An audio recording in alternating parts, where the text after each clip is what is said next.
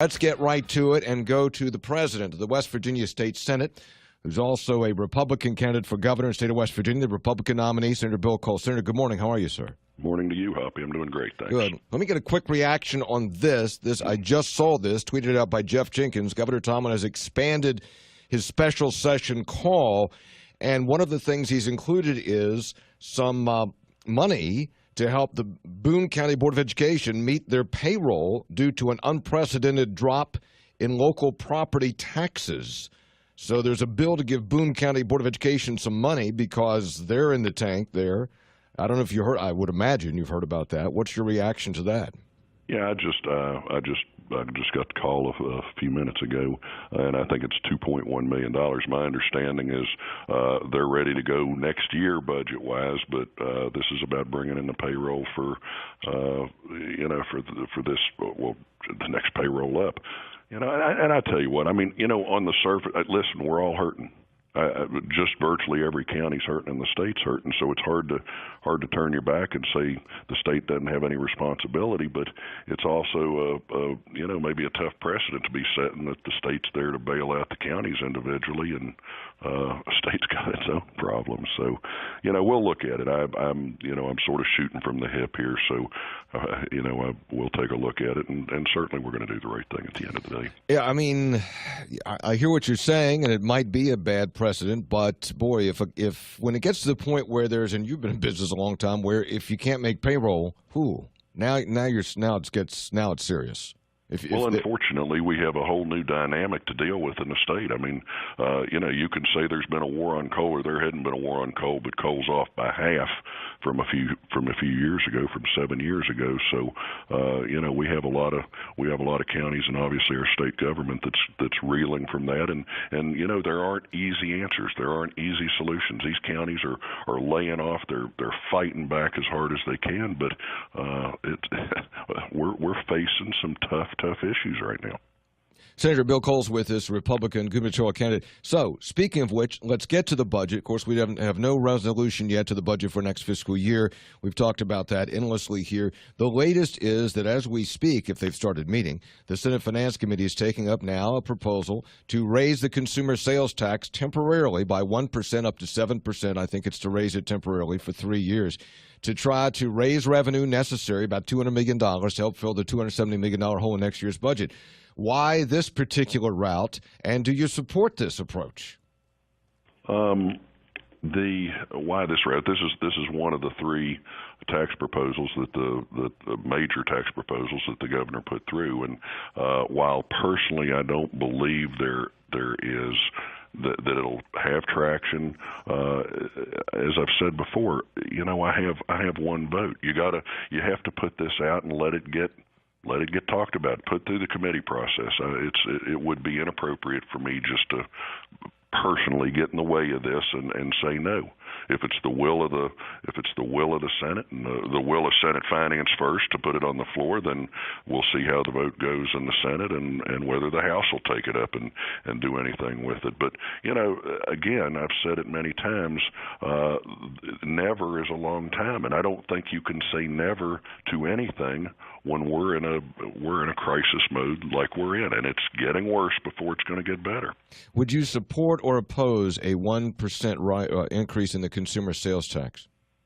Hoppy, I think what I'm out there, what I own right now is the cigarette tax, and that is by far my preference. I think for several reasons. I think it is a sin tax, but it's voluntary, and I think that's the most important part. If you want to pay it, you can pay it, and if you don't want to pay it, quit smoking. So it's a voluntary tax, and then finally, I think we're letting the people that bring extra cost to the medical system, they're going to pay a little bit more, and I think that's fair. I think that's American. So I am still for reviving a cigarette tax. I'm going to call on the governor to mobilize his troops. I mean, frankly, it was one of his three solutions, and the Republicans pretty well have carried his water, and it certainly did so in the Senate, and it didn't make it through in the House. But I want to see if we can revive it. I want to find bipartisan support for it in the Senate, and I think I think some some of the House Dems are starting to move in that direction as well. Just simply saying, listen, it doesn't make any difference, Democrat or Republican. We have a responsibility to do the right thing to bring this budget in this year. So, I'm still going to be behind that cigarette tax effort. I think it's a whole lot easier lift than a consumer sales tax. What about this? And Senator Bill Cole's with us, and Republican gubernatorial candidate. What about this? Because I've been trying to find a way forward, too, that I think is acceptable. What about a $1 increase in the cigarette tax? So you go from 55 cents, let's say, make it simple, 55 cents to $1.50, and that would bring in maybe $120, $130 million. Maybe you can even fool around with some of the alcohol taxes, and you and I have talked about that before, and that's not as easy to do as one might think because of the competition in border states. Maybe you could bring in $20 million on something like that and get up around $150 million, $140, $150 million. And then get it to the House side and get a coalition of Democrats and Republicans. You know you're going to have some Republicans who won't vote for it, and even some Democrats, but try to get 51 votes in the House for that. What do you think of that? Well, all right. First of all, let me take up the cigarette tax, the dollar. If you want to get people to quit smoking, then raise it $5. I mean, let's just go right to it. And if it is truly about increase in revenue, Hoppy, in my heart, I've been in business all my life. I'm an economics student. I mean, I'm all about business, and I genuinely believe if we raise it $1, the people downstairs in revenue say, well, this will be $120, $130 million. It's phantom income. It's never going to make it to the bank account of the state, and this is the reason why. Because then we are on parity. We are the same price as Ohio and PA, and we lose every single one of those cross-border sales. The people that come from Ohio and PA into West Virginia to buy their cigarettes because they're cheaper. And with it, you'll lose the lottery sales and the gasoline sales and all the other things. And then on top of that, you hurt the retailers because there's a lot of big operations up north that make their living in cigarettes and the cross-border dependency. And we'll put them out of business, or we'll hurt them, and we'll be laying more people off. I genuinely, my heart of hearts, believe that if we go even with those states, then we disincentivize anybody in those states to come and buy it. Why would you drive 20 miles to save nothing? Okay, we'll get 45 cents and get the House to get, at least pass 45 cents in the House, and then do the sweeps and go to rainy day and force the governor to go deeper in rainy day than he wants to, and go that route. Well, I agree. Of course, the sweeps are basically swept. Yeah, well, we took them to take care of fiscal year 16, which is ending in 30 days now. So there isn't a lot of money there. 45 cents is fine. Maybe 65 cents is okay. I'm trying to gauge whether there's more support if it's 35 cents or 65 cents. I'm trying to get a grip on that, but I intend to push that one more time and see if we can get it through. I think it's important. It's part of that balanced, measured approach that I've taken all along towards getting this budget passed. You mentioned the alcohol. Let me just say quickly on that. If you look at the tax rates side by side with Virginia, of course I border Virginia, living in Bluefield, it would appear that West Virginia is very much lower. But West Virginia has a two-step system now. We don't have state ABC stores. Virginia does. So if you just go simply to the price, Virginia is easily 10, maybe 15% cheaper right now. So you look at the tax rate, you say, oh, we can raise taxes.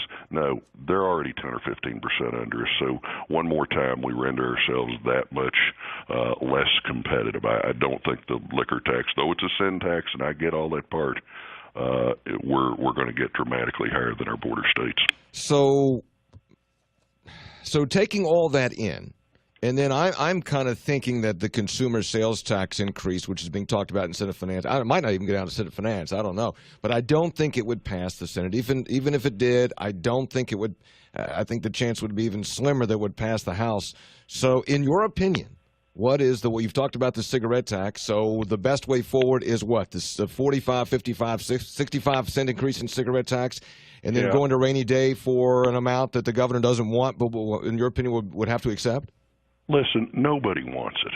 I mean, it's a savings account, but it's there. It is raining in West Virginia, and that's what it's there for. I think if we've found the cuts, I think that we can cut without affecting education adversely, both public ed, higher ed, and I think we maximize it. You know, they're in the $70-80 million. We met all morning this morning with House and Senate leadership, trying to make sure that we're on the same page about this budget. We'll vote the budget tomorrow out of the Senate, and that version will be very close to the House, I hope, and the House will just be able to concur, and we can send it down to the governor. I want to add the cigarette piece, because then you basically have it in thirds again. You know, a third out of rainy day, third out of revenue, and a third out of cuts.